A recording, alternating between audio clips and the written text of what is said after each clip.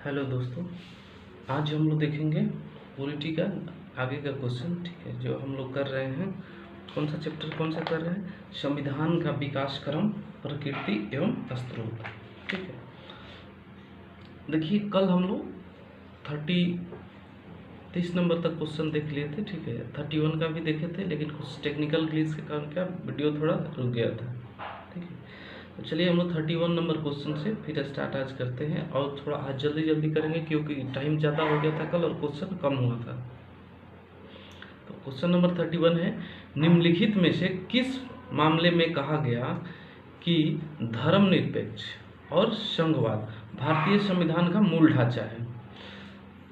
Option A हो जाएगा Keshavananda Bharti, B होगा एस.आर. बोम्मई मामला, सी हो जाएगा इंदिरा साहनी और डी हो जाएगा मिनर्वा मिल्स। ठीक है, देखिए जो ऑप्शन ए है केशवानंद भारती, ये 24 अप्रैल 1973 में एक केरल के संत थे। 1973 में केरल के एक संत थे जिनका नाम था केशवानंद भारती।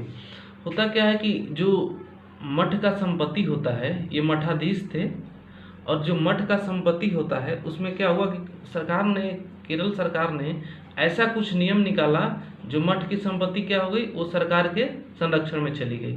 ठीक है, तो ये क्या किए कि पहले high court, Kerala high court में केस करते हैं, उसके बाद जब हाई कोर्ट से ये केस हार जाते हैं तब सुप्रीम कोर्ट में अपील करते हैं, और एक डिसीजन आता है 24 अप्रैल 1973 को, क्या कि देखिए जो संविधान है, उच्चतम न्यायालय ने जो डिसीजन दिया कि संविधान किसी भी जो संविधान है हमारे, जो संविधान के किसी भी पार्ट में संशोधन कर सकती है। ठीक है, लेकिन एक दे दिया कि क्या, जो मूल ढांचा है उसको नष्ट किए बिना, मूल ढांचा को नष्ट किए बिना। ठीक है, क्या मूल ढांचा को नष्ट किए बिना संविधान किसी भी हद तक संशोधन कर सकती है। तो एक नया टॉपिक है, लेकिन ये नहीं बताया कि मूल ढांचा कौन कौन से होंगे, मतलब जो उसके बेसिक स्ट्रक्चर है उसको बिना नुकसान किए संविधान किसी भी हद तक संशोधन कर सकती है। बी हो गया एस.आर. बोम्मई। ठीक है, तो इसका आंसर होगा बी ही। एस.आर. बोम्मई जो मामला था उसी में बोला गया था कि धर्मनिरपेक्ष और संघवाद भारतीय संविधान का मूल ढांचा है। एस.आर. बोम्मई जो है 1994 में, एस.आर. बोम्मई द्वारा 1994 में केंद्र द्वारा अनुच्छेद 356 का दुरुपयोग का उच्चतम न्यायालय में निर्णय दिया गया कि संघवाद और धर्मनिरपेक्ष संविधान के मूल लक्षणों में से हैं। ठीक है, आर्टिकल 356 के दुरुपयोग पर उच्चतम न्यायालय ने इस मामले में क्या किया, अपना डिसीजन दिया कि नहीं, जो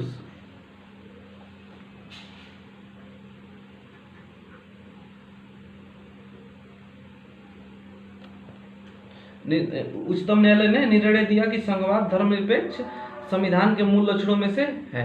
ठीक है, आगे देखते हैं क्वेश्चन नंबर 32। देखिए 32 है कि लोकतांत्रिक प्रणाली के लिए निम्न में से कौन सा तत्व आवश्यक है? जो लोकतांत्रिक प्रणाली है उनमें से ये ऑप्शन ए हो जाएगा स्वतंत्रता का निष्पक्ष चुनाव, बी हो जाएगा अवसर की समानता, सी हो जाएगा अधिकारों का संरक्षण और डी हो जाएगा उपयुक्त सभी। ठीक है, देखिए लोकतांत्रिक प्रणाली के लिए आपको स्वतंत्रता या स्वतंत्र एवं निष्पक्ष चुनाव भी जरूरी है। ठीक है, लोकतंत्र स्थापित करने में चुनाव की महत्वपूर्ण भूमिका होती है। चुनाव कैसा होना चाहिए, साफ सुथरा न, तो वहीं स्वतंत्र एवं निष्पक्ष चुनाव क्या लोकतंत्र के लिए जरूरी है। अवसर की समानता, जी हाँ, सभी को समान अवसर मिलना चाहिए, ये भी लोकतांत्रिक प्रणाली में है। अधिकारों का संरक्षण, हमारे अधिकार का भी संरक्षण होना चाहिए लोकतांत्रिक प्रणाली में, ऐसा न हो कि जो हमारे अधिकार हो उसका नुकसान हो जाए। ठीक है, तो इसका डी नंबर आंसर हो जाएगा कौन सा, उपयुक्त सभी, उपयुक्त सभी हो जाएगा, तीनों होगा।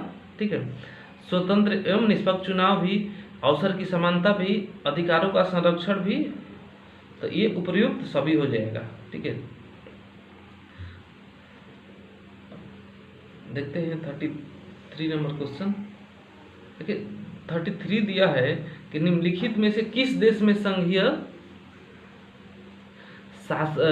सरकार है। चीन हो गया, ऑप्शन ए चीन, बी संयुक्त राज्य अमेरिका, सी क्यूबा और डी बेल्जियम। हम लोग वीडियो के पहला पार्ट में जो संघीय सरकार है उसके बारे में देखे थे कि संघीय सरकार क्या होता है। ठीक है, तो जो इसमें देखा जाए तो जो यूएसए है यानी कि संयुक्त राज्य अमेरिका है, ये क्या है, संघीय शासन का, संघीय सरकार का एक उदाहरण है। ठीक है, देखिए जो अमेरिकी संघीय ढांचे को सर्वोत्तम उदाहरण इसको माना जाता है। ठीक है, अमेरिका को संघीय ढांचा का सबसे सर्वोत्तम उदाहरण माना जाता है। और एक इसके लिए जरूरी है एक अनम्य लिखित संविधान हो और संविधान सर्वोच्च हो। ठीक है, इसमें क्या हो, संविधान ही सर्वोच्च हो। ठीक है, इसके अंतर्गत है परिसंघीय सरकार और इकाइयों की सरकार के बीच शक्तियों का विभाजन हो। ये भी एक इसकी विशेषता है क्या, कि शक्तियों का विभाजन हो। ठीक है, और जो दोनों अपने अपने क्षेत्र को स्वतंत्र रूप से शक्तियों का प्रयोग करते रहे, ये भी इसके लिए जरूरी है। फिर संघीय सरकार को केवल वही शक्ति प्राप्त होती है जो क्या उसे इकाई द्वारा समझौते के माध्यम से दी जाती है। यानी कि जो अमेरिका जो है ना, ये 50 स्टेट से मिलके बना है। ठीक है, एक संघ बना है, तो इसमें कौन सी शक्ति होंगे, जो ये 50 स्टेट है वो मिल के जो सहमति देंगे कि नहीं ये कानून होना चाहिए, उनके सहमति से जो कानून बने रहेंगे, सबके सहमति से वही कानून क्या होंगे, इसमें लागू होंगे या जो करेंगे, ये क्या करेंगे अपना उसी कानून के तहत क्या और नियम के तहत राज्य होगा। क्वेश्चन, नेक्स्ट क्वेश्चन पे चलते हैं। जनता के लिए जनता द्वारा यह कथन, जनता के लिए जनता द्वारा यह कथन निम्नलिखित में से किसके द्वारा दिया गया था। तो देखिए जो एक कथन दिया गया था, ये अमेरिका के एक राष्ट्रपति थे। कौन, वही बोले थे। ऑप्शन नंबर ए हो जाएगा Abraham Lincoln, B George Washington, D Theodore Roosevelt और डी विंस्टन चर्चिल। ठीक है, तो इसमें ऑप्शन नंबर ए सही होगा। अब्राहम लिंकन ने बोला था कि जनता का जनता के लिए जनता द्वारा, ठीक है, यह शासन है। ठीक है, और जो अब्राहम लिंकन थे अमेरिका के क्या 16वें राष्ट्रपति थे, 16वें प्रेसिडेंट थे ये। ठीक है, नेक्स्ट क्वेश्चन देखते हैं हम लोग। देखिए 35 नंबर है, अध्यक्षात्मक सरकार के काम करने का सिद्धांत है। जो अध्यक्षात्मक सरकार होती है, अध्यक्षात्मक, उनके कार्य करने का क्या सिद्धांत होता है। तो ऑप्शन ए हो गया केंद्र और राज्यों के बीच शक्तियों का बंटवारा, बी हो गया शक्तियों का केंद्रीयकरण, सी हो गया शक्तियों का संतुलन और डी हो गया शक्तियों का पृथक्करण। ठीक है, तो इसमें देखेंगे जो अध्यक्षात्मक सरकार के जो सिद्धांत होते हैं वो क्या, जो शक्तियों का पृथक्करण होता है ना, शक्तियों का पृथक्करण, उसी के आधार पर ये लोग क्या करते हैं, उसी सिद्धांत पे अपना सरकार चलाते हैं। ठीक है, कि शक्तियों का पृथक्करण हो। तो अध्यक्षीय शासन प्रणाली में जो कार्यपालिका व विधायिका की जो शक्तियां होती है वो क्या अलग अलग होती है, मतलब पृथक होती है। ठीक है, और राज्य का जो अध्यक्ष होता है वही कार्यपालिका का वास्तविक प्रमुख होता है। जो अध्यक्ष होगा राज्य का अध्यक्ष, ठीक है, वो क्या वही कार्यपालिका का वास्तविक प्रमुख होगा या प्रधान होगा। ठीक है, अध्यक्ष अपने विवेक से जो होता है मंत्री को चुनता है और मंत्री विधानमंडल के सदस्य नहीं होते हैं। ठीक है, जो मंत्री अध्यक्ष जो चुनते हैं मंत्री लोगों, वो विधानमंडल के सदस्य नहीं होते हैं। ठीक है, तो इसमें क्या होगा, ऑप्शन नंबर डी हो जाएगा, शक्तियों का पृथक्करण।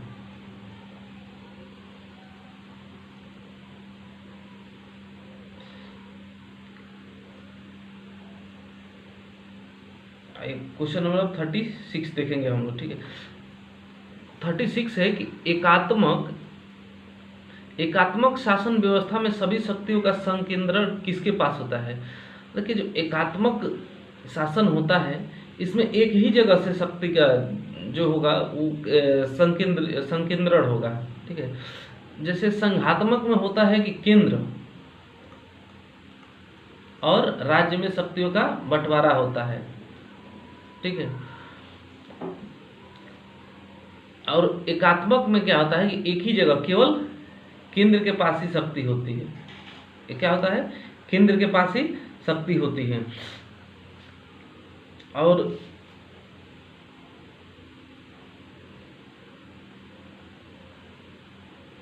जो एकात्मक शासन व्यवस्था में सभी शक्ति का संकेंद्रण केंद्र सरकार के पास होती है। संघीय सरकार में केंद्र और राज्य के बीच शक्तियों का विभाजन हुआ होता है, ठीक है।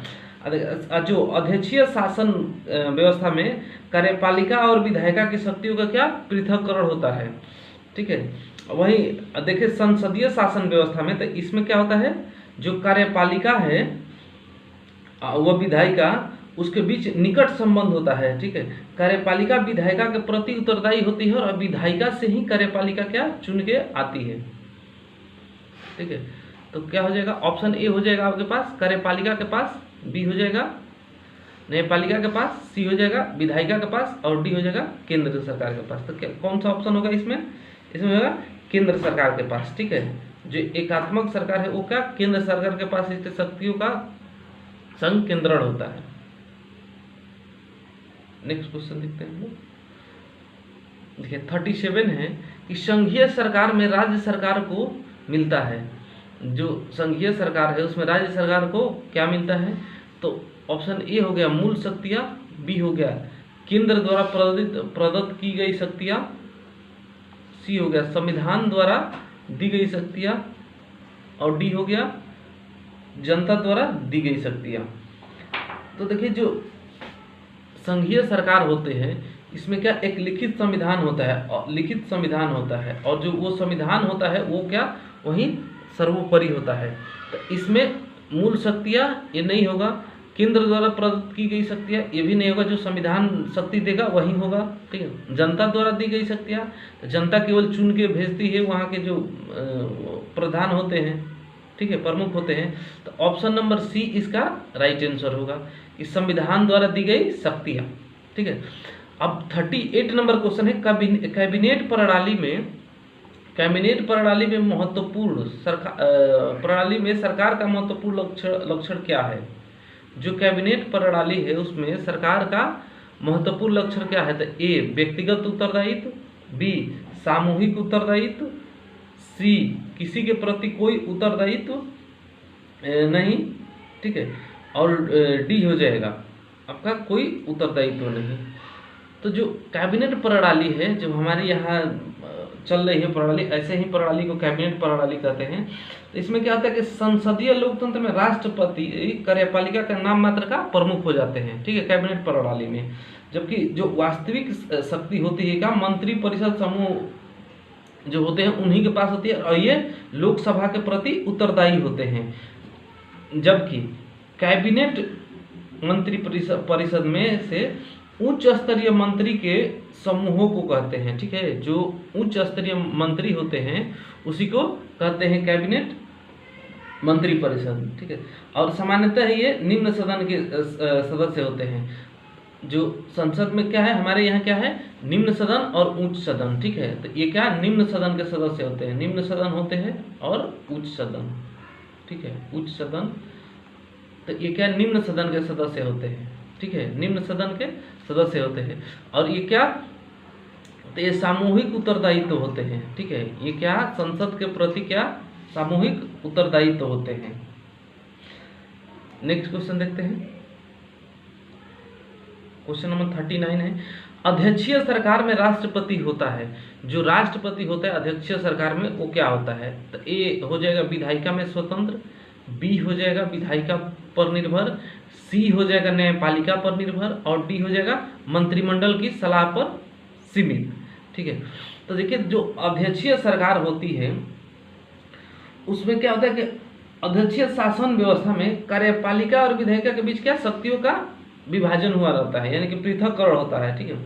और राष्ट्रपति कार्यपालिका का वास्तविक प्रधान होता है तथा वो विधायिका से स्वतंत्र होता है। जो विधायिका होता है उसे क्या स्वतंत्र होता है, और राष्ट्रपति क्या वास्तविक वो प्रधान होता है कार्यपालिका का, ठीक है। तो इसमें क्या होगा, ऑप्शन नंबर सी विधायिका से स्वतंत्र होता है ना, तो ऑप्शन नंबर ए हो जाएगा, ऑप्शन नंबर ए हो जाएगा इसका आंसर, ठीक है। नेक्स्ट क्वेश्चन देखते हैं हम लोग। देखिए नेक्स्ट क्वेश्चन है, अध्यक्षीय शासन प्रणाली में कार्यपालिका के सदस्य होते हैं। तो जो अध्यक्षीय शासन प्रणाली है उसमें क्या कार्यपालिका के सदस्य होते हैं। ऑप्शन ए हो गया संसद के दोनों सदनों में से, बी हो गया केवल लोकसभा से, सी हो गया विधानमंडल के सदस्य नहीं होते हैं, और ऑप्शन डी हो गया जो नीचे है नियुक्ति के बाद संसद का सदस्य, ठीक है। तो देखिए जो अध्यक्षीय शासन प्रणाली है उसमें कार्यपालिका के सदस्य कौन होते हैं, तो वो विधानमंडल के सदस्य नहीं होते हैं, ठीक है। वो संसद के दोनों सदन के भी सदस्य होते हैं, ठीक है, केवल लोकसभा से।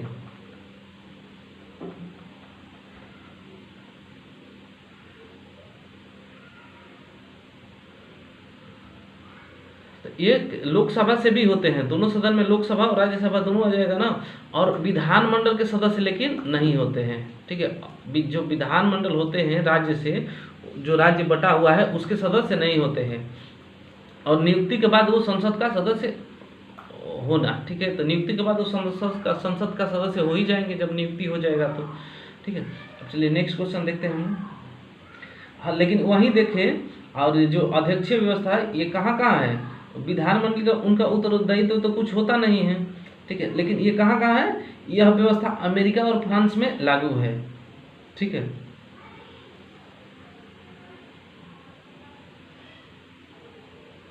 क्वेश्चन नंबर 41 हो जाएगा, व्यक्ति बदल जाता है, व्यक्ति बदल जाता है लेकिन विधि नहीं बदलती, यह सिद्धांत है किसका है, मतलब कैसा है।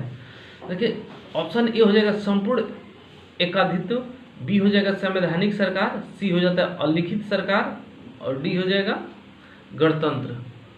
तो देखिए सबसे पहली बात यह है कि जो संवैधानिक सरकार होती है उसमें सरकार की शक्तियाँ क्या लिखित रूप में होता है, लिखित रूप में जो संविधान होता है या कानून वो क्या सीमित होता है। अब जैसे हमारे यहाँ 395 आर्टिकल है ना, उससे बढ़ाने के लिए हम लोग क्या संशोधन ही होगा, वो भी लिखित होगा, वो भी सीमित ही होगा। अधिकतर देशों में क्या संवैधानिक सरकार की शक्तियाँ नागरिकों द्वारा ही चुनी जाती है, ठीक है, और वो क्या संसद के अधीन होती है, इसलिए उन्हें क्या बोला जाता है संवैधानिक सरकार कहा जाता है। लेकिन देखिए नियत समय पर होने वाले चुनाव के बाद हो सकता है कि उस पार्टी के सरकार न बने, जो सरकार बना है अभी मानकर चलिए कि अभी मान लीजिए बीजेपी का सरकार है, ठीक है, और कुछ समय के बाद क्या हो उन लोग का सरकार न बने, ठीक है। अगर सरकार नहीं भी बनती है तो क्या संविधान हम लोग का बदलेगा, नहीं ना बदलेगा।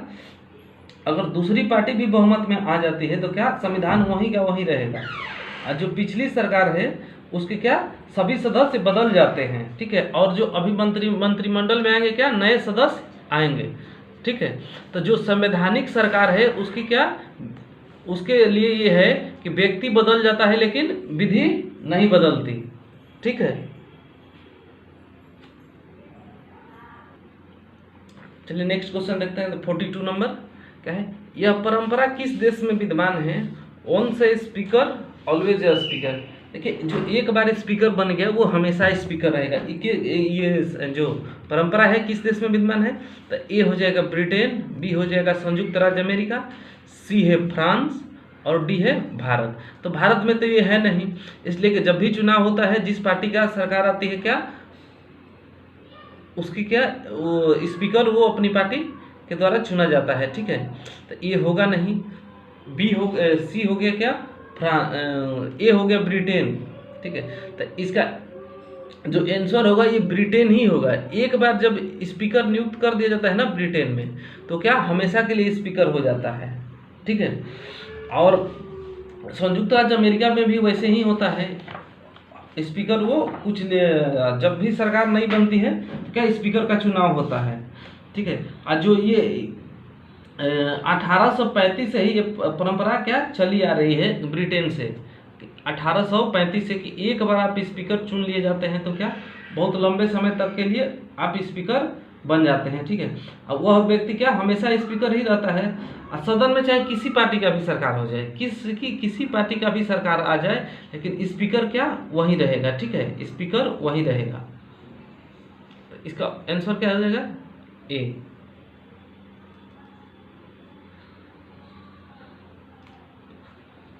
क्वेश्चन नंबर 43 है, पहली बार संघीय संरचना भारत को किस अधिनियम द्वारा दी गई? जो भारत को संघीय संरचना दिया गया वो किस अधिनियम द्वारा दिया? ऑप्शन ए हो जाएगा अधिनियम 1909, ऑप्शन बी हो जाएगा अधिनियम 1919, ऑप्शन सी हो जाएगा अधिनियम 1935, ऑप्शन डी हो जाएगा अधिनियम 1947। देखिए जो भारत सरकार अधिनियम 1935 है उसके द्वारा मैंने बहुत सारे प्रावधान किए गए, जैसे अखिल भारतीय संघ की स्थापना, केंद्र में द्वैत शासन, प्रांतों के में स्वायत्ता शासन की स्थापना, ठीक है, शक्तियों का विभाजन भी किया गया। और जो हमारे लिस्ट है, जो सूची है हमारे संविधान में, वो कहाँ से शक्तियों का विभाजन की जो 3 सूचियां है, केंद्र सूची, राज्य सूची और समवर्ती सूची, यहीं से जो केंद्र सूची, राज्य सूची और समवर्ती सूची, क्या यहीं से लिया गया है ये सब सूची को, ठीक है। और उसके साथ साथ देखिए संघीय न्यायालय की स्थापना भी इसी 1935 जो शासन अधिनियम उसी के तहत हुआ था। फिर रिजर्व बैंक का भी स्थापना हुआ था, केंद्रीय रिजर्व बैंक की स्थापना, निर्वाचन पद्धति का भी विस्तार किया गया, सांप्रदायिक निर्वाचन पद्धति का, ठीक है, और आंग्ल भारतीयों के लिए और उसमें ईसाइयों के लिए अलग अलग, फिर हरिजनों के लिए भी, ठीक है। 1935 के जो अधिनियम है हमारे जो संविधान है उस पर सबसे ज़्यादा प्रभाव इसी का है। लगभग 200 से अधिक अनुच्छेद भारतीय संविधान में हम लोग के शामिल किया गया है। कितने? 200 से अधिक जो आर्टिकल है वो क्या 1935 के जो भारत शासन अधिनियम है उसके तहत ही, ये 200 से अधिक उसके द्वारा ही लिए गए हैं, ठीक है, उसके द्वारा लिया गया, उसी से लिया गया 200 से अधिक, ठीक है। नेक्स्ट क्वेश्चन देखते हैं हम लोग, निम्नलिखित में से कहाँ लोकतंत्र नहीं है, ठीक है। तो कहाँ लोकतंत्र नहीं है? तो ऑप्शन नंबर ए हो गया अमेरिका, बी हो गया नॉर्वे, और सी हो गया भारत,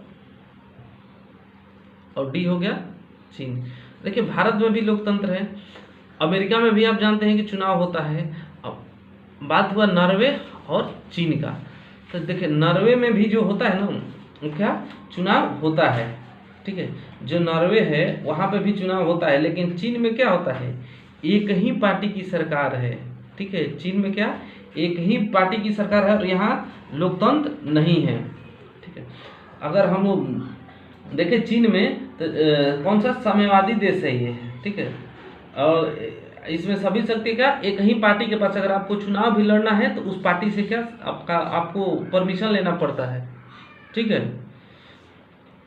नेक्स्ट क्वेश्चन देखते हैं 45 नंबर, निम्नलिखित में से किसमें सिद्धांत और व्यवहार में बहुत बड़ा अंतर है?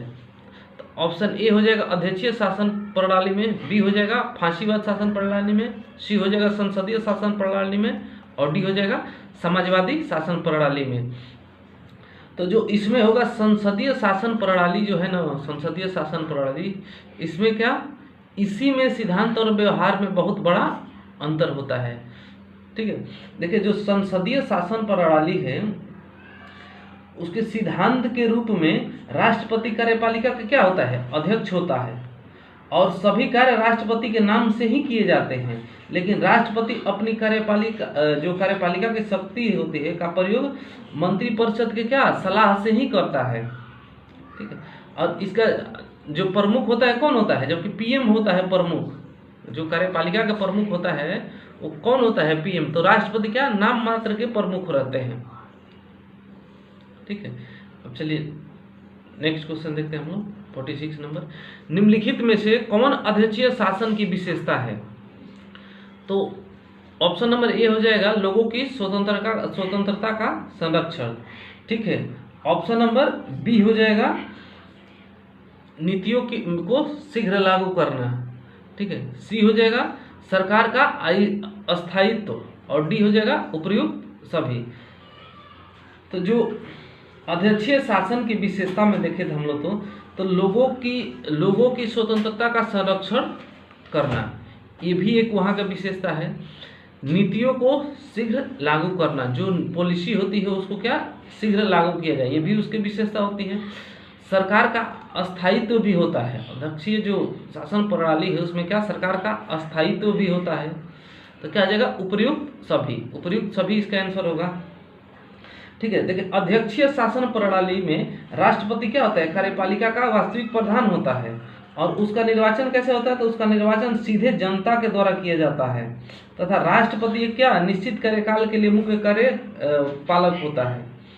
और अध्यक्षीय शासन प्रणाली में कार्यपालिका के जो स्थायित्व को बहुत महत्व दिया जाता है, ठीक है।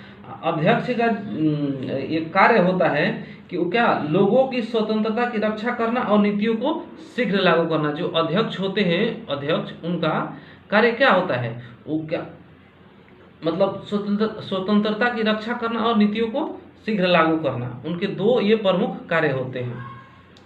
क्वेश्चन नंबर 47 देखते हैं। 47 है प्रथम केंद्रीय विधानसभा का गठन कब किया गया था? तो प्रथम केंद्रीय विधानसभा का गठन कब किया गया था? तो ऑप्शन ए 1922 में, बी 1923 में, सी 1921 कर लीजिए, ठीक है, 1921, और डी हो जाएगा 1920, ठीक है। तो देखिए जो प्रथम केंद्रीय विधानसभा का गठन हुआ था 1921 में हुआ था, ठीक है। जो प्रथम केंद्रीय विधानमंडल की स्थापना कब 1921 में की गई थी, और इसमें प्रावधान था कि भारत सरकार अधिनियम 1919 से लिया गया था, ठीक है, इसको। और इसकी एक मुख्य विशेषता थी कि प्रांत में द्वैध शासन की स्थापना हो गई, ठीक है। और प्रथम केंद्रीय विधानसभा में 144 सदस्य थे, जिसमें 104 निर्वाचित सदस्य नॉमिनेट थे, ठीक है। जो प्रथम जो हुआ उसमें क्या 145 सदस्य थे, जिसमें से 104 ही निर्वाचित थे, और सब क्या नॉमिनेट किए गए थे, नामित किए गए थे, ठीक है। नेक्स्ट क्वेश्चन देखते हैं हम। केंद्रीय विधानमंडल का प्रथम अध्यक्ष कौन था? तो केंद्रीय विधानमंडल के प्रथम अध्यक्ष कौन थे? तो ऑप्शन ए हो जाएगा सच्चिदानंद सिन्हा, बी हो जाएगा गणेश वासुदेव मावलंकर, सी हो जाएगा विट्ठल भाई पटेल, और डी हो जाएगा राजेंद्र प्रसाद, डी हो जाएगा राजेंद्र प्रसाद, डी हो जाएगा। देखिए जो प्रथम अध्यक्ष थे केंद्रीय विधानमंडल के, प्रथम अध्यक्ष थे वो कौन थे? ये विट्ठल भाई पटेल थे। सच्चिदानंद सिन्हा जो 9 दिसंबर 1946 को जो प्रथम बैठक होती है, 9 दिसंबर 1946 को संविधान सभा की क्या प्रथम बैठक होती है, उसके अस्थायी अध्यक्ष सच्चिदानंद सिन्हा को बनाया गया था। क्यों बनाया गया था? क्योंकि ये संविधान सभा के सबसे बुजुर्ग सदस्य थे। वहीं हम लोग ये बात करें इनको राजेंद्र प्रसाद को, राजेंद्र प्रसाद को क्या अस्थायी अध्यक्ष बनाया गया था, ठीक है। अब नेक्स्ट क्वेश्चन देखते हैं 49 नंबर क्वेश्चन।